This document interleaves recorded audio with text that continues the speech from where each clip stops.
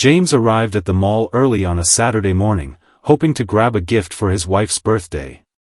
The parking lot was nearly empty, a rare sight on weekends when the hustle and bustle of shoppers usually filled the air. He liked this time of day, the calm before the storm of crowds and noise. He had no agenda other than picking up a small gift, perhaps some jewelry or a new book she'd been eyeing. But as he strolled through the automatic doors of the shopping center, he had no idea that this trip would change everything. He was dressed simply, in a comfortable t-shirt, jeans, and of course, his red MAGA hat. He knew it was a controversial piece of clothing, but it was his way of showing support for his beliefs. He wasn't looking for trouble, it wasn't his style. But his hat had become part of his identity over the past few years, like a symbol of his defiance and pride. He figured if people didn't like it, that was their problem. He wasn't out to make a statement, not today. He just wanted to enjoy his morning and get his wife a thoughtful present. As James passed the fountain in the center of the mall, the echoes of the water splashing calmed his nerves. He hadn't even realized how much he needed this quiet time to unwind. The past few weeks had been hectic at work, and with the upcoming election, it felt like everyone around him was always on edge. He didn't want to talk politics today. He just wanted to be a normal guy, walking through the mall with a simple mission. He took a right at the corner, heading toward the electronics store where he usually bought gadgets. As he walked past the stores, he noticed the familiar faces of other shoppers, a few friends and acquaintances. He waved to a few people he recognized, but he didn't linger in conversation. He was focused, determined to find that perfect gift. What James didn't realize was that his presence, particularly his MAGA hat, had already caught the attention of someone else. Sarah, the mall manager, was making her rounds as she always did on busy mornings. It was a part of her job to keep things running smoothly, ensuring store owners adhered to mall policies and that no disruptive behavior occurred. She had always been strict about the mall's dress code, especially when it came to political statements. Her reasoning was simple: she didn't want the mall to be a battleground for political debates. The mall was a place for families and shoppers of all backgrounds, and she believed that neutrality was key to maintaining peace. When Sarah spotted James walking confidently toward the food court, she didn't think much of him at first. He was just another customer, and she was busy with other tasks. But as he sat down at one of the empty tables, pulling out his phone and sipping his coffee, she noticed the bold red hat perched on his head. Her brow furrowed.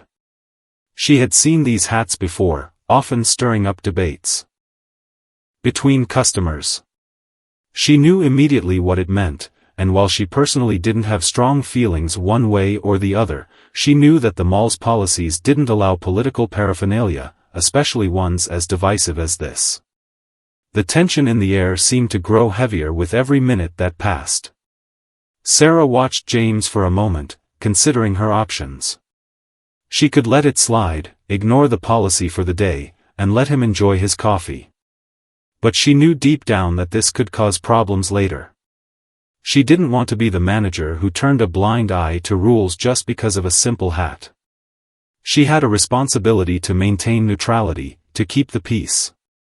She had dealt with minor complaints before, people with shirts that read, "Make America Great Again," or similar political slogans, and she had always enforced the same rule: no political statements allowed. It was her job, and she took it seriously. But what Sarah didn't know was that James was not just another customer. He wasn't some random person passing through the mall to grab a coffee.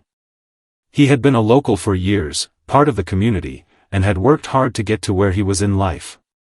His political beliefs weren't just a phase or a passing interest, they were a part of him. They were ingrained in his daily life. He wasn't interested in starting a fight, but he also wasn't about to take off his hat for anyone. As Sarah made her way toward James's table, her heart rate quickened. She rehearsed her words in her head, trying to keep things professional, but she couldn't shake the feeling that this wasn't going to be as easy as the other minor complaints she'd handled before. When she reached the table, James looked up, a slight smile on his face. "Good morning," Sarah greeted, trying to sound as neutral as possible. "I'm going to have to ask you to remove your hat." James blinked, surprised by the request. "Excuse me," he asked, not fully understanding why she was approaching him in the first place. "The mall policy prohibits political attire," she explained, offering a polite but firm smile. "I'm just asking you to remove the hat while you're in the food court. We try to keep things neutral here for everyone's comfort." James's brow furrowed as he processed what she had said. "I see. And what part of the policy does it say that?" he asked, feeling a slight irritation rising in his chest. He wasn't one to back down easily, especially when he knew he had a right to wear what he wanted. Sarah hesitated for a moment, wondering if she should continue the conversation or just let it go. She could feel the eyes of a few nearby shoppers on them, sensing that something might be off. She couldn't let this escalate. But James wasn't backing down either. "I understand, but this is my choice. I'm not hurting anyone by wearing it. I'm just doing my job, sir," she replied. Her tone was calm but firm. "I've had to ask other people to remove similar items. It's not personal." James didn't respond right away. He looked around at the gathering crowd of onlookers and then back at Sarah. He was taken aback by the sudden intrusion into what should have been a peaceful, ordinary day. This wasn't the kind of confrontation he sought, but it was clear that Sarah wasn't about to budge. "I'm not going to take it off," he said, his voice gaining strength. "I'm just trying to have a coffee. I don't need to explain myself to anyone." Sarah's patience began to wear thin. She had dealt with difficult customers before, but something about this felt different. She knew the potential consequences of allowing this situation to spiral out of control, and she didn't want that. She held her ground. "If you're not going to remove the hat, I'm going to have to ask you to leave the premises." James's heart raced. He couldn't believe what was happening. This was just a normal Saturday, a quiet morning to buy a gift for his wife, and now he was being asked to leave because of something as trivial as a hat. His pulse quickened, but he wasn't about to let anyone push him around. "I'll leave when I'm ready," he shot back, standing up from his seat. His voice was calm, but there was an underlying anger. He wasn't going to back down, not now. "You don't have the right to tell me what to wear." The confrontation escalated quickly, and before either of them knew it, the argument had drawn the attention of security. People whispered among themselves, some shaking their heads, others taking sides. What started as a simple request had turned into something much larger, something that neither James nor Sarah could have predicted. In that moment, as the tension thickened, Sarah realized that she had underestimated how a simple interaction could escalate. And James, too, realized that his day of peace had been shattered by a moment that he never saw coming. The tension in the food court was palpable. The noise from the mall's hustle and bustle, the murmur of casual conversation, and the clinking of trays all seemed to fade as the confrontation between James and Sarah grew. As James stood there, his coffee cup still in his hand, his eyes scanned the crowd that had gathered around them. Some were on their phones, filming the scene, while others whispered to each other in hushed tones, sensing the rising conflict. Sarah's face remained calm, but there was an edge to her expression, a quiet determination that told James this wasn't going to be an easy negotiation. As Sarah took a step back to assess the situation, her mind raced. She had managed countless disputes in the past, minor arguments over spilled drinks, small disagreements between customers, even complaints about store policies. But this was different. She could feel the eyes of the crowd bearing down on her. They were waiting for her to make the next move. Some were silently cheering her on, while others had started to cast judgment on her. It was a political minefield, and she knew that whatever decision she made would have consequences, not just for her, but for the entire mall. She had to be careful. James's frustration was building. He wasn't a confrontational person by nature, but this situation was. becoming increasingly absurd. All he wanted was a quiet moment to himself, but instead, he was being forced into a public standoff. He tried to calm himself, but the more Sarah insisted that he remove his hat, the more he felt his sense of autonomy slipping away. It wasn't just about the hat, it was about his right to exist as he was, to express his beliefs without fear of judgment or reprimand. To him, it felt like a violation of his personal space, his identity, and his freedom. He wasn't about to let anyone take that away from him, not in front of so many people. His grip tightened around his coffee cup.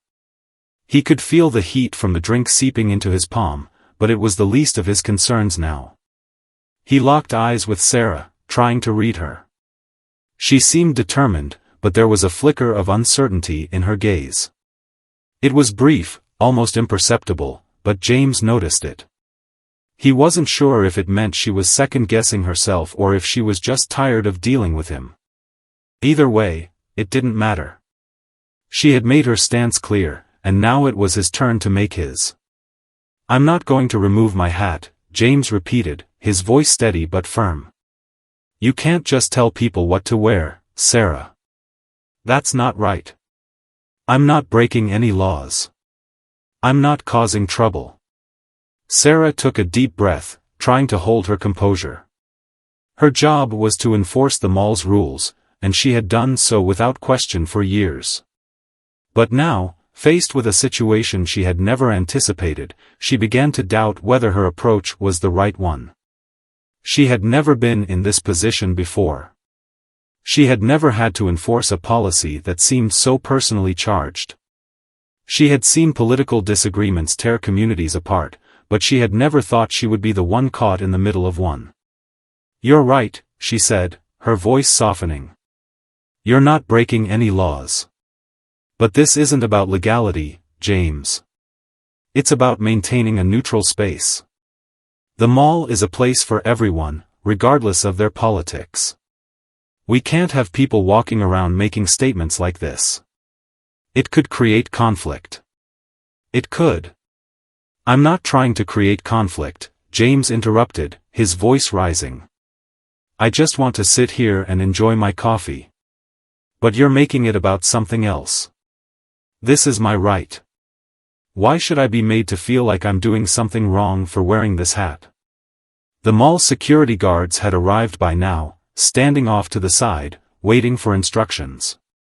One of them, a tall, broad-shouldered man named Gary, exchanged a look with Sarah. It was clear they were both uncertain about how to proceed. Sarah had always been the one to make the final call in these situations, but now, with the crowd gathering and the tension building, she wasn't sure she was equipped to handle it alone. "James," Sarah said, her voice now more measured, "I really don't want to escalate this. I don't want any trouble, and I'm sure you don't either. But if you're not going to take the hat off, I'll have to ask you to leave. I can't let this go any further." For a moment, the room seemed to hold its breath. James looked around at the people watching, sensing their judgment, some in disbelief, others looking for a reason to agree with one side or the other. He had no intention of backing down, but part of him wondered if it was worth the fight. He wasn't someone who liked making scenes, but this wasn't about just the hat anymore. It was about standing up for his right to express himself. And if he gave in now, where would it end? What would he be giving up? "You're asking me to leave for wearing a hat?" James asked, incredulous. "You're actually going to make me leave for expressing my beliefs? This is ridiculous." Gary stepped forward slightly, his voice low but authoritative. "Sir, we don't want any trouble," he said, trying to defuse the situation before it went any further. "If you can just remove the hat, we'll all be good. No one wants to make a scene." James glanced at Gary, then back at Sarah. He could see the frustration in her eyes, the pressure building. It was clear that Sarah was struggling with the situation, but she wasn't going to back down. He knew she had a job to do, but he couldn't let her push him around like this. "I'm not going to take the hat off," he said again, this time more forcefully. I'll leave, but not because you told me to. I'm leaving because I refuse to let you dictate what I can wear." With that, he turned and walked toward the exit, his footsteps echoing in the quiet food court. The crowd watched him leave, some shaking their heads, others muttering among themselves. James didn't care.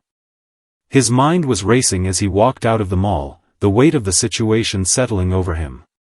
He had expected to have a simple morning, but now, he was walking away from the confrontation, unsure of what would happen next. As James reached the exit and stepped out into the parking lot, he felt a mixture of relief and frustration. The calm of the outside world felt different now. The air was cooler, the sun shining down on the cars in the lot, but it all felt distant, as if the events in the mall had thrown him into another reality. He had stood his ground, but at what cost? Back inside, Sarah watched him go, her heart still pounding. She knew this wasn't over. It couldn't be. What had started as a small disagreement had now become something much bigger. The mall's policies, her role as manager, and the consequences of her actions were all being scrutinized. She could already feel the weight of the decisions she had made. The ripple effects of this moment would reach far beyond the food court, and she wasn't sure she was prepared for what would come next. As James drove away, the mall's quiet hum faded into the background of his mind. He had stood up for himself today, but now, all he could think about was the fallout. Would people agree with him? Would they side with Sarah? More importantly, would this incident change the way he saw the world around him? He wasn't sure, but he knew one thing for sure, he wasn't about to let this go unnoticed. The following days felt like a whirlwind for both James and Sarah. What had started as an isolated incident in a quiet mall had quickly grown into a much bigger story. The confrontation over the MAGA hat had become the talk of the town. People who had been at the mall that Saturday had shared their experiences, and soon enough, the local news outlets were picking up the story. It wasn't just about a hat anymore, it was about personal rights, corporate policies, political identity, and the way people chose to express themselves in public spaces. The more people talked, the more the divide between the two sides deepened, and what had seemed like an isolated altercation now felt like the center of a political storm. For James, the fallout from the incident was swift and intense. By Monday morning, he found himself bombarded with messages and calls from friends, family, and even people he didn't know. The reaction was mixed, with some expressing their support for his decision to stand up for his beliefs, while others criticized him for not backing down sooner. He had expected some backlash, but he hadn't anticipated just how quickly the story would spread or how deeply it would resonate with people on both sides of the political spectrum. James spent most of Monday at home, trying to navigate the flood of social media posts and news articles about the incident. Some people praised him for his courage, calling him a hero for standing up to what they saw as a violation of free speech. Others accused him of making a scene over something trivial, insisting that he should have just complied with Sarah's request to remove the hat. But no matter the opinions, one thing was clear, James had become the face of a much larger debate, one that was playing out in the media, on social platforms, and even in his own community. That evening, James received a call that would change everything. It was from a number he didn't recognize, but when he answered, the voice on the other end immediately made him sit up straighter. "Mr. Blake? This is David Ross, the CEO of the mall's parent company," the voice said. "I'm sure you've heard about what happened last weekend. I wanted to personally reach out to discuss the incident." James felt a knot tighten in his stomach. He had heard rumors that the mall's upper management was discussing the situation, but he hadn't expected to be contacted directly by the CEO. His initial reaction was one of suspicion. He didn't trust the corporate world, especially not after what had happened, but curiosity kept him on the line. "I've been following the news coverage," David continued, "and I want to be clear that we take incidents like this very seriously. We value the diverse perspectives of our shoppers, and we aim to provide a welcoming environment for everyone. However, I'm sure you're aware that Sarah's decision was in line with the mall's policy. We have a strict no political attire rule. James was silent for a moment, letting the words sink in. He had known the mall had a policy, but hearing it from the CEO himself felt different. It made everything seem more official, more corporate. It made him feel even more like an outsider. I understand the policy, James said carefully. But I didn't expect to be treated like a criminal for wearing a hat. It's just a hat. I wasn't causing trouble. I didn't think I was doing anything wrong. David paused, almost as if weighing his words. Mr. Blake, I can appreciate your position. But we also have to consider the broader picture. The mall is a place where many different people come together. We can't afford to let one individual's actions create tension or discomfort for others. We have to maintain a balance. We have to keep the peace. James wasn't sure if he was buying the CEO's reasoning, but he didn't want to argue. He knew the company had its own interests to protect, but he couldn't shake the feeling that he had been wronged. This wasn't just about a policy, it was about him being told that his beliefs were unwelcome in a public space. I get that, James said slowly. But I don't think this is just about the policy. It's about respect. I wasn't trying to start anything. But when Sarah asked me to take off my hat, it felt like she was asking me to take off a part of who I am. That's what I didn't expect. There was a long silence on the other end of the line. James wondered if the CEO was rethinking his initial stance. When David finally spoke, his tone was softer, more measured. I hear you, James, David said. And I appreciate your perspective. Here's what I propose, we'll revisit the policy. I can't promise immediate changes, but I will make sure this situation is thoroughly reviewed. We want to find a solution that works for everyone, without compromising our values or our commitment to neutrality. James wasn't sure what that meant. Was it just a hollow promise, a way to pacify him? He didn't know, but he felt a small glimmer of hope. It wasn't a resolution, but at least it was a start. He thanked David for reaching out, ending the call with more questions than answers. Meanwhile, Sarah was feeling the pressure of the situation in a very different way. The backlash from the incident had started to seep into her professional life. The phone calls, the emails, the whispered conversations at the mall, it was all becoming too much. The first few days had been a blur, with the media coverage growing by the hour, but now the intensity was starting to hit home. The support she had received from some of her colleagues and friends had begun to fade as the criticism grew louder. She had always prided herself on being fair, on doing what was right, but now, she wasn't sure anymore. The lines had blurred. What was right? What was fair? And who had the right to decide?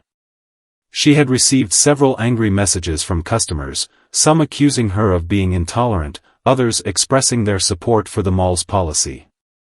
It was clear that this wasn't a simple case of right or wrong. It was a battle of ideologies, a battle over values that felt deeply personal. Sarah had never expected her role as mall manager to put her in the center of such a volatile issue, but now, as the days passed, she could feel the weight of the decision she had made pressing down on her. She had been following protocol, but was that enough? Was her commitment to neutrality worth the price of alienating customers like James? The next morning, Sarah walked into work early, hoping for a quiet day. She had spent the previous evening trying to prepare herself for what was to come, but nothing could have fully prepared her for the storm that was about to hit. When she arrived, she was met by her district manager, a sharp-eyed woman named Karen, who had driven in from the company's corporate office to assess the situation firsthand. Karen had been briefed on the events, and her presence was a clear indication that things had escalated beyond Sarah's control. Sarah, Karen said with a terse nod, we need to talk. The conversation that followed was not easy. Karen, while understanding, made it clear that the mall's reputation was at stake, and Sarah's actions had raised concerns within the company. The policy needed to be enforced, but the company also needed to avoid further backlash. It was a delicate balancing act, and Karen made it clear that Sarah was responsible for finding a way to smooth things over. I understand the situation, but you need to be more cautious in the future. You're the face of the mall, Sarah, Karen said sternly. The last thing we need is more negative press. As Sarah listened to Karen's words, she couldn't help but feel a growing sense of unease. She was stuck between her personal values and the demands of her job. She had never imagined that one small decision would ripple out to cause so much chaos. What had started as a simple interaction over a hat had now become a landmark moment, not just for her but for the entire community. The days following the confrontation at the mall were full of unease and mounting pressure for both James and Sarah. As the incident spread across local news and social media, the consequences of their actions began to reach further than either of them could have imagined. The community was torn, and every moment seemed to be filled with tension. For Sarah, the weight of responsibility seemed to grow heavier with each passing hour. The mall, once a neutral space where people came to shop, eat, and socialize, had now become ground zero for a cultural battleground. Her role as the manager had suddenly become more complex, more scrutinized, and more isolating. She had always prided herself on being a calm, professional leader, but now, everything felt out of control. The first shift after the incident was the hardest. Sarah had come to the mall early, hoping to get a head start on the mounting pile of work that awaited her. The minute she walked through the back door, she was greeted by whispers and sidelong glances from the staff. Some offered hesitant greetings, while others avoided eye contact altogether. It was clear that the tension in the building was palpable. It wasn't just about the confrontation anymore, it was about what that confrontation represented, a symbol of the divisiveness that had infiltrated nearly every aspect of modern life. As Sarah walked through the mall's halls, she could feel the eyes of the customers on her, some in judgment, some in support, and some in curiosity. Meanwhile, James was grappling with his own sense of confusion and frustration. The call from the CEO, though polite and professional, had left him with more questions than answers. He had been promised a review of the situation, but he couldn't help but wonder whether that review was just corporate speak, something to pacify him until the dust settled. He had never been one to shy away from a fight, but he also wasn't naive enough to think that his personal grievances would change the policies of a large corporation. Still, he couldn't shake the feeling that something had been taken from him. The hat was just the surface of it. What bothered him more was the sense that his voice had been silenced, his identity dismissed by a system that, in his mind, had become too corporate, too disconnected from the real people it was supposed to serve. He had always considered himself a person who was fair-minded, open to different perspectives. But now, it seemed like the world was being divided into two warring camps, those who fit within the norms of acceptable behavior and those who didn't. And in his view, he had been cast into the latter group. James spent the next few days quietly observing the growing tension around him. Everywhere he went, the incident was the topic of conversation. Friends and acquaintances either reached out to express their support or to criticize his actions. The divisiveness of the situation was evident in the stark contrast of the opinions he received. Some told him he had done the right thing, standing up for his beliefs in the face of what they saw as political correctness gone too far. Others called him petty, insisting that he should have just taken the hat off to avoid the trouble. Even strangers weighed in, posting about him on social media, offering their opinions, and joining the growing debate. James wasn't sure how to feel. On one hand, it was nice to have people in his corner. On the other, the constant barrage of opinions started to feel overwhelming.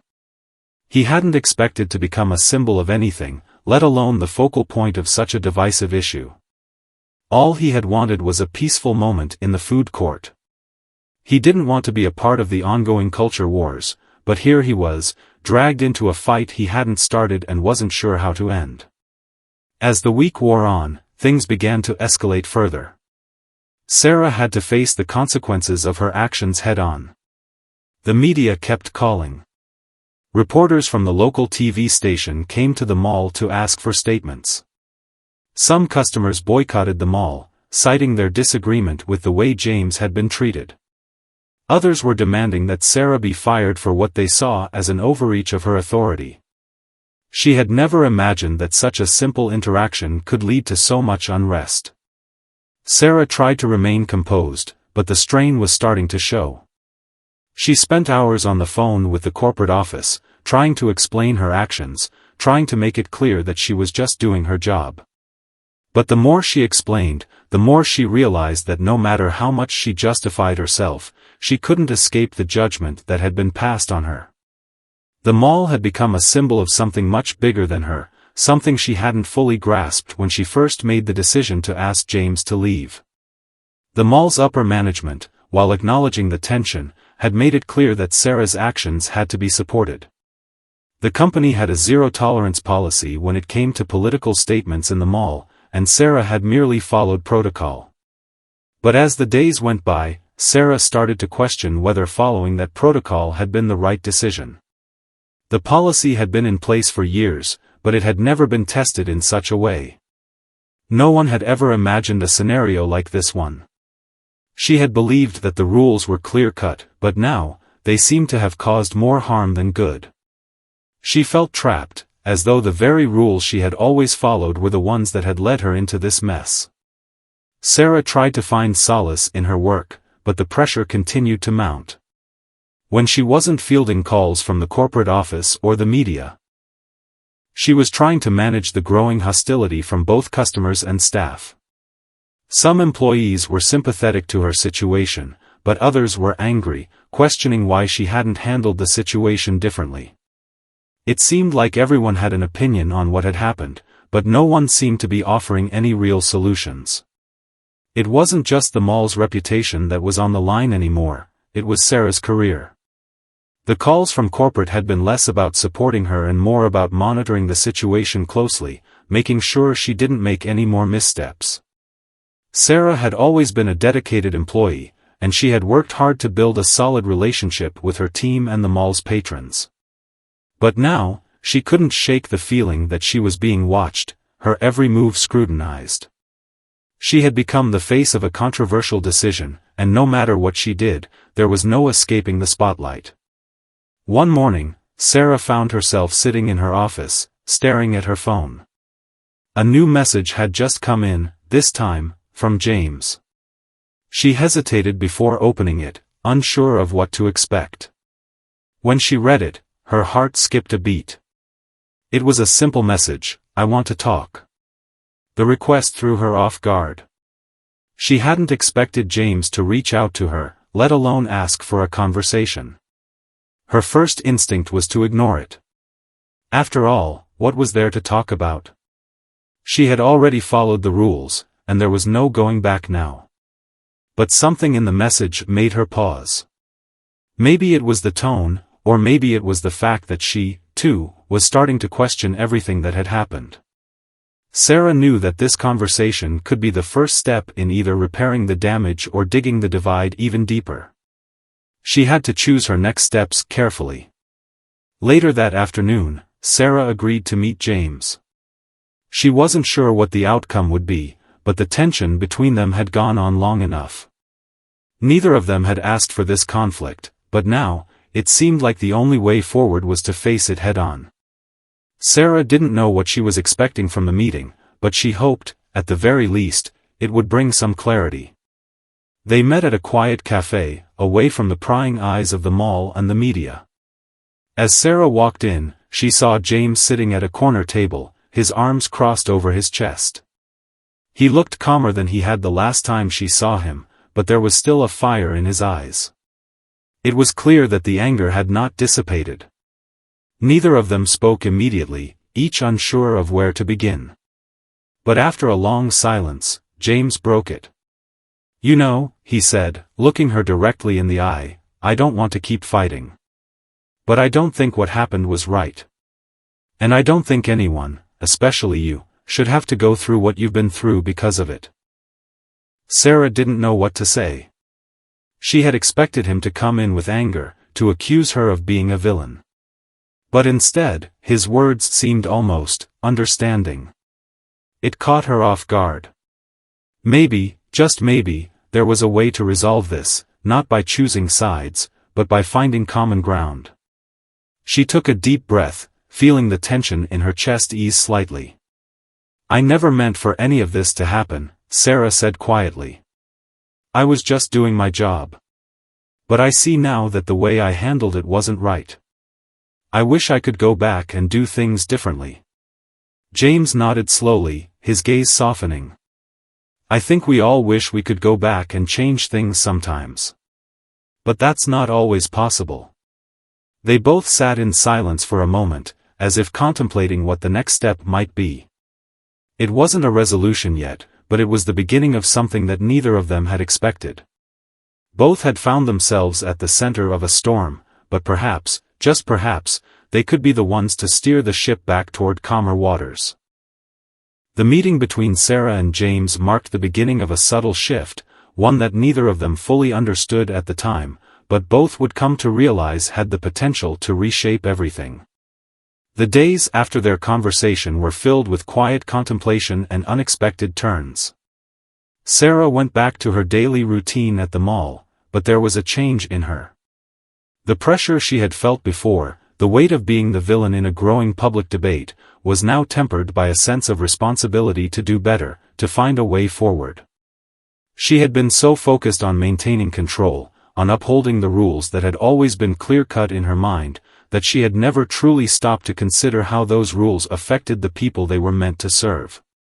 The conversation with James, although brief, had sparked something in her, a recognition that the world wasn't as simple as the policies and procedures she had adhered to for so long. For James, the meeting had been equally revelatory. While he had initially been consumed by his anger and frustration over the way he had been treated, he now found himself questioning whether his reaction had been just as impulsive as the actions of the mall manager. The more he thought about it, the more he realized that he had allowed the situation to spiral out of control. He had been so focused on making a stand, on defending his rights, that he hadn't fully considered the impact his actions might have on the people around him, on the community he had once felt so connected to. It wasn't that he had changed his views or beliefs, but rather, he had gained a deeper understanding of the complexities involved in human interactions, especially in a time when everything seemed to be viewed through a polarized lens. As the days passed, the fallout from the incident continued to grow, but now, there was a sense of purpose behind the way Sarah and James navigated their respective challenges. The media frenzy had begun to subside, but the underlying tension in the community remained. Some customers still boycotted the mall, unwilling to forgive what they saw as an overreach of authority. Others, however, began to rally around Sarah, seeing her as a victim of circumstances, someone who had been put in an impossible position. In the staff meetings, Sarah made it a point to listen to her employees more closely. She encouraged open dialogue, fostering an environment where people could voice their were on edge as the day of the press conference approached, but she knew that this was her chance to take control of the narrative, to shift the focus away from the conflict and toward a solution. Meanwhile, James, who had been following the developments from afar, was equally intrigued by the news of the public statement. He had heard whispers of the mall's plan to address the incident, and he couldn't help but wonder what it would mean for him, for Sarah, and for the community as a whole. When the invitation came to attend the press conference, James was hesitant at first. He wasn't sure what his role would be, if any, in the aftermath of the event. But something in him, something that had shifted since his meeting with Sarah, told him that it was important to be there.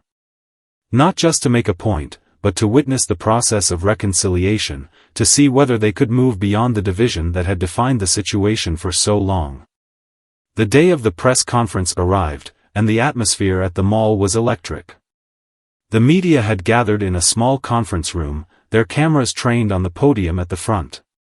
Sarah stood at the center of the room, her heart pounding in her chest, but there was a sense of calm that had settled over her. She wasn't just speaking for herself anymore. She was speaking for the company, for the people who had been affected by the incident, and for the community that had been torn apart by it. As the cameras flashed and the reporters prepared their questions, Sarah took a deep breath and began her statement. "We are here today to address a situation that has deeply affected many people in our community," she began, her voice steady. "While we have always prided ourselves on providing a welcoming space for all of our customers, we recognize that in this instance, we failed to live up to that standard. What happened in our mall was a result of a misunderstanding, but it was also a result of a broader societal issue that we cannot ignore. We believe that we have an opportunity here, not just to move forward, but to grow, to learn from this experience, and to make sure that everyone who walks through our doors feels respected, heard, and valued."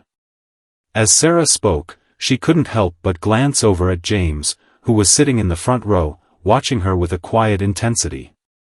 It was strange, this sense of shared understanding between them, despite the tension that had once existed between them. The words they were both speaking now were part of a larger conversation, one that they hadn't intended to start, but one that had become unavoidable. After Sarah finished her statement, the floor was open to questions. The reporters bombarded her with inquiries about the mall's policies, about her decision to ask James to leave, about how they planned to prevent similar incidents in the future. Sarah answered each question with grace, but in the back of her mind, she was thinking about the people who had supported her. With grace, but in the back of her mind, she was thinking about the people who had supported her, the people who had criticized her, and the people who were still undecided. The public statement was just the first step in what would be a long process of rebuilding trust, but it was an important one.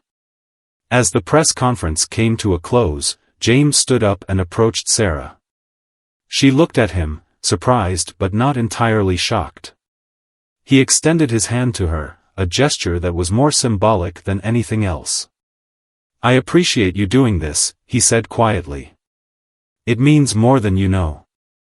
Sarah shook his hand, her grip firm but filled with a sense of mutual respect. "We're all learning, James. We just have to keep moving forward." The press conference ended, but the work was far from over. Both Sarah and James knew that the road ahead would be filled with challenges. The community's wounds would not heal overnight. But for the first time since the incident, there was a glimmer of hope, a belief that through dialogue, through understanding, they could find a way to move beyond their differences. And maybe, just maybe, they could start to build something stronger together. The weeks following the press conference felt like both a culmination and a beginning. For Sarah, there was a sense of relief, yet the weight of responsibility remained. The mall, once a familiar place where she held authority with ease, now seemed like an ever-evolving landscape. The reactions to the public statement had been varied. Some customers appreciated the effort to acknowledge the past mistake and move forward with a focus on inclusivity. They praised Sarah for stepping up, even though the situation was uncomfortable, and for owning up to the errors that had been made. Others, however, saw the statement as a sign of weakness, an unnecessary apology for something they believed was trivial. They felt that the mall, and by extension Sarah, had been forced into submission by outside pressure and media sensationalism. Despite the mixed responses, the most noticeable shift was within Sarah herself. She had grown from the ordeal, her understanding of leadership, empathy, and conflict resolution deepened. She no longer viewed her role as simply enforcing rules and maintaining order. Instead, she began to see it as one of guiding, listening, and learning alongside the community. The new approach was met with some resistance from her staff at first.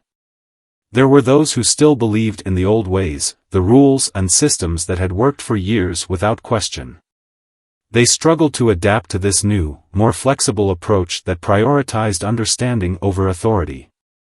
But Sarah was patient, determined to foster an environment where learning from mistakes was just as important as upholding standards.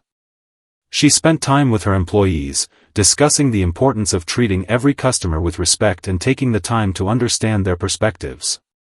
She introduced workshops on diversity, equity, and inclusion, even inviting external speakers to guide the team in discussions that were often difficult but necessary. Gradually, the attitude among the staff began to shift. They started to recognize the value of seeing things through the eyes of the customers they served. For Sarah, the experience had made her realize that leadership was more than about making decisions. It was about growth, both personal and collective.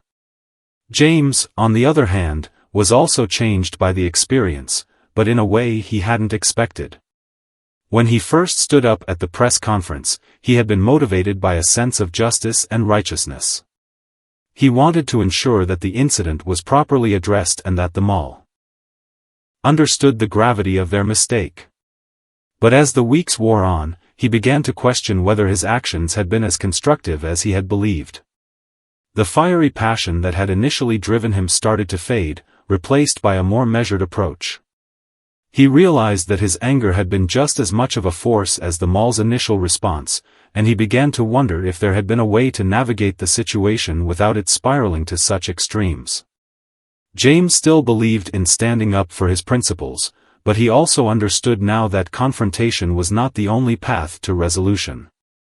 As he reflected on his interactions with Sarah, he saw that even though they had started from a place of opposition, they had eventually found common ground. He realized that while his initial desire to fight had been rooted in a desire for justice, it was the willingness to listen and understand the other side that had ultimately created the space for meaningful change. He began to take this new perspective with him in other areas of his life. When disagreements arose, he no longer jumped into battle mode. Instead, he took a step back and considered the nuances of the situation. He saw the complexities of the issues and understood that sometimes, the most significant progress came not from winning the argument but from finding shared understanding. His emails to the mall's corporate office continued, but now they were thoughtful and constructive. Instead of demanding change, he offered suggestions, recommendations for policies that would foster a more inclusive environment, and ways to improve customer service. He worked closely with the diversity and inclusion teams, hoping to bring about small but meaningful shifts in company culture that would ripple outward into the community. In conversations with his friends and family, James started to share his own journey of transformation. He spoke not just about the conflict at the mall but about how he had grown as a person, how the experience had challenged his beliefs about leadership and conflict resolution. Some of his friends, especially those who had shared his initial frustration, struggled to understand. To them, it felt like he was compromising on his values, letting go of the fight for the sake of peace. But James wasn't compromising, he was evolving. He wasn't willing to let a single incident define him or his approach to the world. He had learned the importance of balance, of standing up for what was right without letting anger cloud his judgment. And it wasn't just about his personal growth. It was about the broader impact of his decisions. The more James thought about it, the more he realized that the best way to make a lasting change wasn't to focus on winning battles, but on winning hearts and minds. It was through dialogue, through creating spaces for understanding and connection, that true transformation could happen. A few months after the incident, the mall organized an event that would bring the community together. It was a celebration of diversity, an opportunity for people from different backgrounds to meet, share their stories, and learn from one another. The event was designed to be a direct response to the challenges the mall had faced in the wake of the controversy. Sarah and James were both invited to participate, though neither knew the other would be there. It was an unexpected reunion, and as they greeted one another at the event, it was clear that something had shifted. The tension that had once existed between them was now replaced by a mutual respect, a shared understanding of how complicated things could be. They spent much of the event talking, not about the incident, but about the ways they could work together moving forward. They discussed the importance of creating spaces where people could disagree without dehumanizing one another, where people could listen and truly hear each other. As the evening unfolded, it was clear that the event had brought something positive to the community. There were moments of laughter, moments of learning, and, most importantly, moments of connection. People who had once been divided were now beginning to find common ground. James realized that this event, this simple act of coming together, was a reflection of the very thing he had been striving for all along.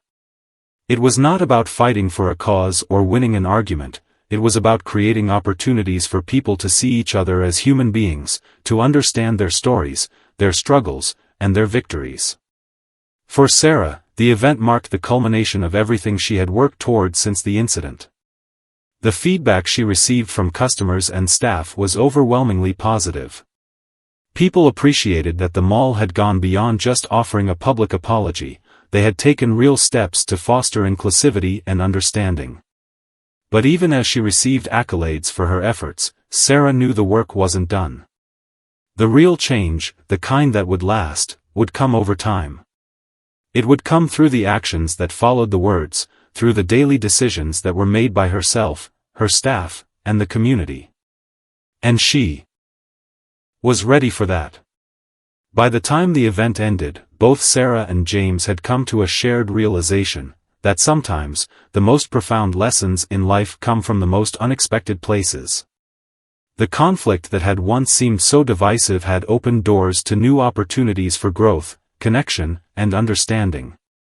What had started as a simple disagreement had evolved into a story of transformation, not just for them, but for the community as a whole. It wasn't the end of the story, it was just the beginning of a new chapter, one in which dialogue, empathy, and understanding would shape the future. As Sarah and James parted ways that evening, there was no animosity, no resentment, just a mutual recognition that they had both grown, and in their growth, they had helped others grow as well. And that, they knew, was the greatest victory of all.